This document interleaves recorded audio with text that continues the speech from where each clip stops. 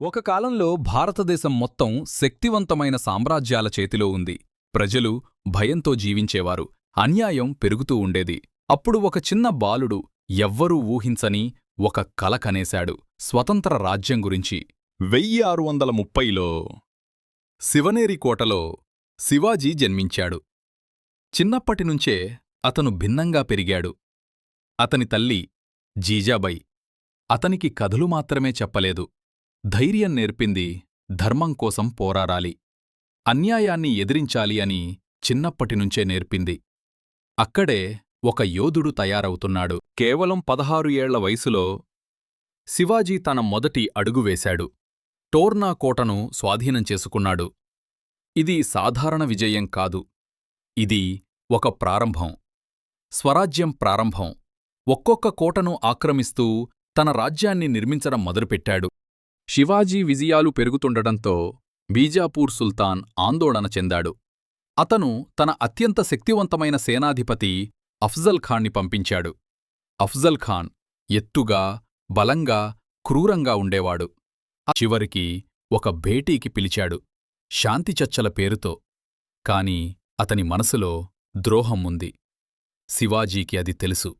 అందుకే తన దుస్తులలో ఒక చిన్న ఆయుధం దాచుకున్నాడు. ఇద్దరూ దగ్గరయ్యారు. అఫ్జల్ ఖాన్ అకస్మాత్తుగా దాడిచేశాడు. కాని శివాజీ వెంటనే స్పందించాడు. తన బాగ్నఖ్తో అతన్ని ఎదుర్కొన్నాడు. కొద్ది క్షణాల్లోనే యుద్ధం ముగిసింది. అది ఒక యోధుడి తెలివి, ధైర్యానికి నిదర్శనం.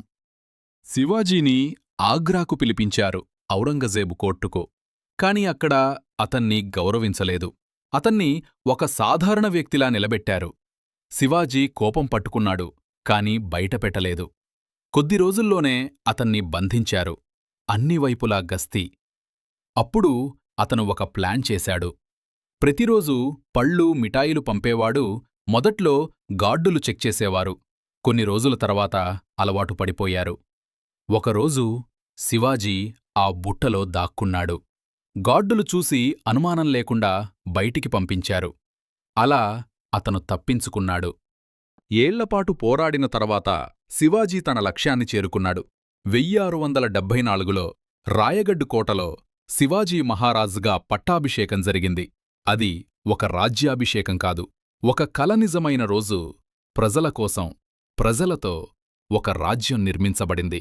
శివాజీ మహారాజు కథ మనకొక గొప్ప పాఠం చెబుతుంది. ధైర్యంగా నిలబడితే అసాధ్యం కూడా సాదాధ్యమే అవుతుంది. మీకు ఈ వీడియో నచ్చితే కామెంట్లో జై శివాజీ మహారాజ్ అని తప్పకుండా రాయండి. ఈ వీడియోని లైక్ చేయండి, మీ ఫ్రెండ్స్తో షేర్ చేయండి. ఇంకా ఇలాంటి గొప్ప కథలు చూడాలంటే మా ఛానల్ని సబ్స్క్రైబ్ చేయడం మర్చిపోవద్దు. జై శివాజీ మహారాజ్.